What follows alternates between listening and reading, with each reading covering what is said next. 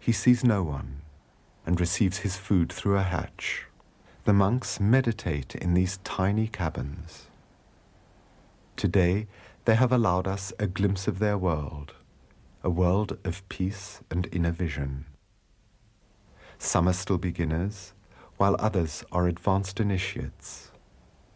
But all of them aspire to the same realization, that of becoming Buddhas themselves, not only for their own emancipation, but for the welfare of all beings.